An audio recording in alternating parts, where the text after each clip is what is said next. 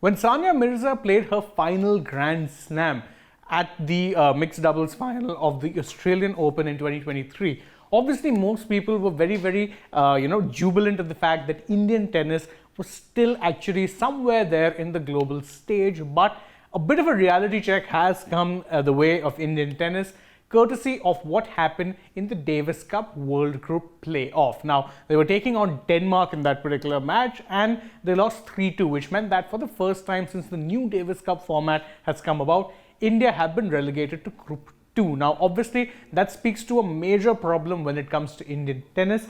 That is specifically that the talent pool or the future generation is just not there. But why exactly is that the case, and what exactly can be done to really solve this issue? Well, that's what we're here to discuss in this particular video. So without further ado, let's get down to analyzing what are the major problems ailing Indian tennis even now, why it's been exposed by this Davis Cup failure, and what exactly can be done going forward. So first off, let's look at why this is such a major problem. So they lost 3-2 to Denmark in the playoff match. Now, normally speaking, this does tend to happen with India a lot, but don't forget India had beaten Denmark earlier in 2022 when the match was taking place in India itself, specifically in New Delhi.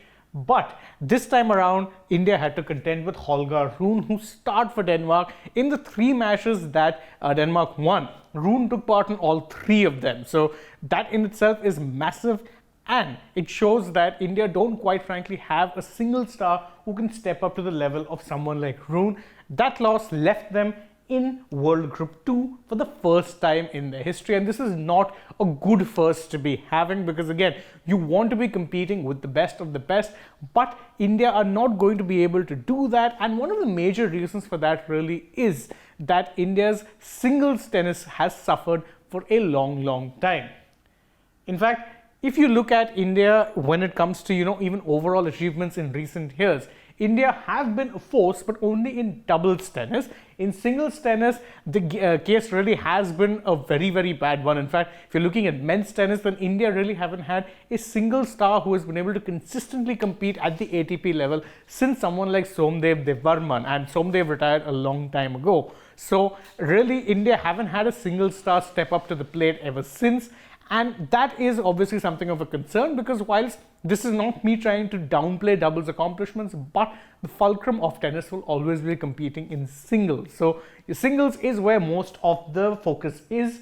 And to make things worse now for India, their double stars are also aging. So really, what gives? Don't forget, when Sania was talking about playing alongside Rohan Bopanna, she noted that Bopanna was someone she came up with in the youth ranks. So both of them are more or less the same age. Bopanna is still a golden oldie, but you know for a fact that time will be ticking on his career, even if he's continuously only playing doubles. Even other tennis players for India, the likes of David Sharan, the likes of Yuki Bhamri, have all essentially switched focus to doubles tennis. So even these guys who were seen as the next generation have switched focus to doubles, aren't really getting any younger, and to make things worse, there's no real cream rising to the top when you're looking at the youth division. So what really gives in that regard? It is in fact, you can't say that it's down to a lack of opportunities, because if you look at, the Indian tennis circuit, in 2023, India will be having 3 challenger events coming up. In fact, one of them will be starting in a week's time. But the really sad part is that there's not a single Indian player who can actually qualify for any of these events based on their ranking. So normally what happens is, for events like these, where it is that you stand in the rankings will determine whether or not you can automatically qualify. Then you can take a call. With the Indian players right now, no one really actually can merit or stake a claim to being part of the draw on ranking. They will have to depend on the largesse of the organizers to grant them a wild card to even be part of the singles draw.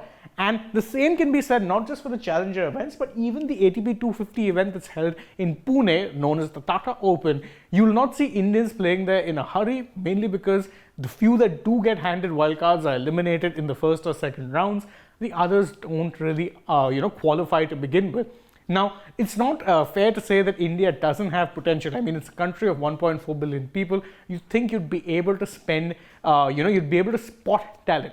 The issue is that there's not enough push from the top to actually bring about this sort of a change. In fact, Patrick Mouratoglou, who was a legendary, tennis coach, He's someone who's coached, not just the likes of Serena Williams, but is currently coaching Holger Rune as well as Simona Halep. Had this to say on Twitter. He said that he was replying to a tweet where someone said that, there's a lack of elite tennis players from India. And he said that there's a lot of potential in this country and it would be great to see a political will to help building champions. And truth be told, a political will or a push from the top will be the only thing that sees tennis stars emerge out of India for the sustainable future. Why exactly is that the case? Because while tennis is an expensive sport, it doesn't, it is not easy to be competing on the tour regularly. But even from a young age, you require a lot of funding, something that can be a problem in a country like India that is obsessed with only one sport in cricket, and that might actually see hesitancy from corporates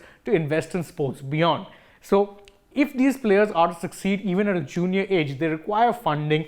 It doesn't matter just how talented they are, they have to have the funding to be able to travel to tournaments, organize their stays, then play in tournaments, and of course take care of their own equipments, rackets, clothing, you name it. It's not a cheap sport, but it is one of those sports that is truly global in nature, and the standings of the 4 Grand Slams, the Australian Open, French Open, US Open, and of course Wimbledon, are up there with some of the grandest events that are held in the world of sports. So maybe, just maybe, this relegation to Group 2 from the Davis Cup will serve as something of a wake-up call for the administration and the powers that be, that maybe if India wants to be a force in global sports, one of the sports you can be targeting is tennis, because it's not like the talent doesn't exist, but they need the means to be able to make that talent or translate that talent into success in the world stage.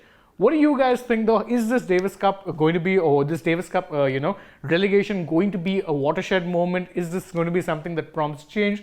Or is this going to be more of the same until something really massive happens? You can let us know in the comments below, and don't forget to like the video, share it with your friends, subscribe to the channel if you haven't already, tap the bell icon, follow us on Twitter, Instagram and Facebook, and last but not least, don't forget to download the AajTak app. Thank you all for joining us. Don't forget to check out more videos on our YouTube channel. For now though, goodbye.